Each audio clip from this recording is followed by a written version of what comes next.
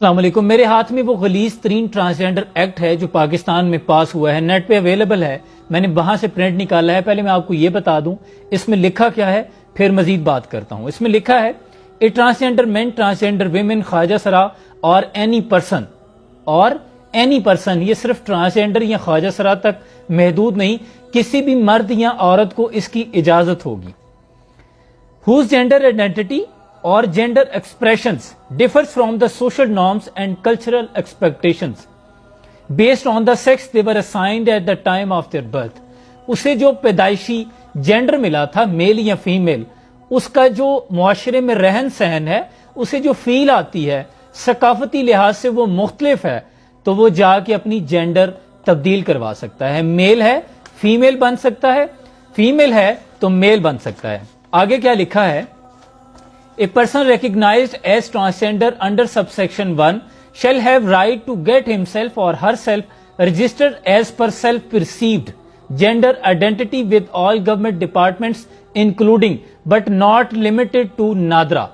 نادرا کے لیے صرف محسوس نہیں ہے، تمام اداروں پہ یہ اپلائی ہوگا کہ جو وہ محسوس کرتا ہے، اگر وہ رجسٹرڈ ہو چکا ہے تب بھی اس کو تبدیل کرنے کی اجازت ہے. اور 26,000 سے زائد اپلیکیشنز ابھی تک نادرا کو ریسیو ہو چکی ہیں، جس میں سے کچھ ایسی اپلیکیشنز ہیں جن کے 2 3 بچے ہیں. وہ مرد کہہ رہے ہیں کہ ہم عورت بننا چاہتے ہیں، ہمارے ساتھ زیادتی ہوئی ہے، ہمارا آئی ڈی کارڈ چینج کر دیا جائے.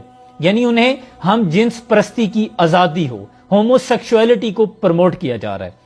آگے کیا لکھا ہے، a transgender persons already issue CNIC by Nadra shall be allowed to change the name and gender according to his or her self-perceived identity, the CNIC CRC driving license passport in accordance with the provision of the Nadra Ordinance 2000. یعنی پہلے جو وہ ڈرتے تھے نا، انہیں جو فیل آتی تھی، چھپ کے کرتے تھے، اب کانسٹیٹیوشن آف لا میں انہیں اجازت ہوگی، انہیں سرٹیفائڈ پروٹیکشن مل رہی ہے. آپ جو چاہے کرتے پھریں، آپ سے بالکل نہیں پوچھا جائے گا. اب میں اس کی وضاحت آپ کو دے دوں. اسی طرح کا ٹرانسجینڈر ایکٹ قوم لوط نے بھی پاس کیا تھا.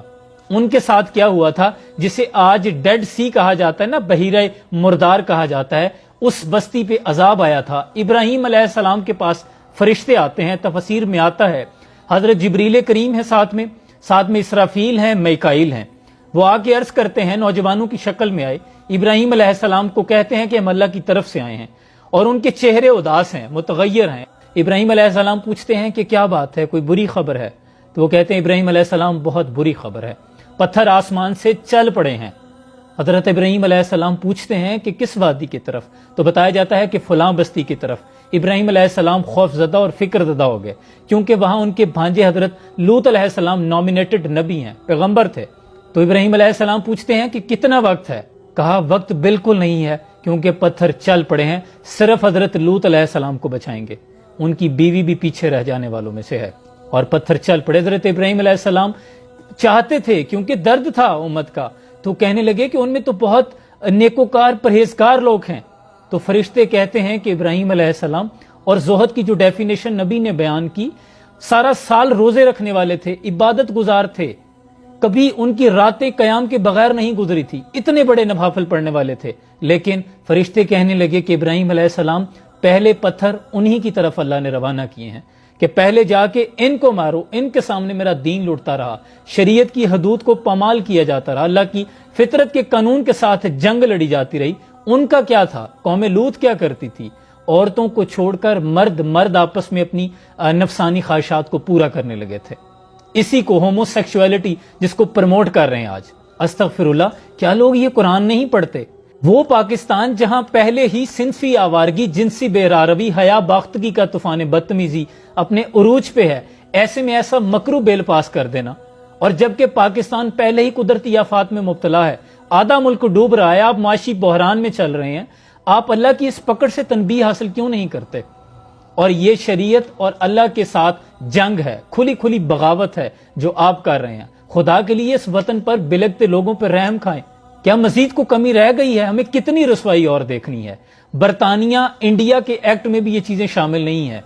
ان میں بھی آپ نے کسی کو اگر جینڈر دینا ہے نا تو میڈیکل کیا جاتا ہے، اس کے بعد دیا جاتا ہے. یورپ کے بعد پاکستان پہلا ملک بن گیا ہے. خدا کے لیے اس پہ آواز اٹھائیں. جو لوگ با اختیار ہیں، جن کا جتنا قد بلند ہے، ان کی اتنی ذمہ داری بھی ہے. حضرت صالح علیہ السلام کی اونٹنی کے قاتل صرف 4 تھے، ساری قوم تباہ ہو گئی تھی، باقیوں کا جرم کیا تھا؟ خاموشی۔ ہم اس ایکٹ سے بائیکاٹ کرتے ہیں اور اللہ ہمیں قوم لوط کے ساتھ کبھی شامل نہ کرے، آمین۔ سلام پہنچے۔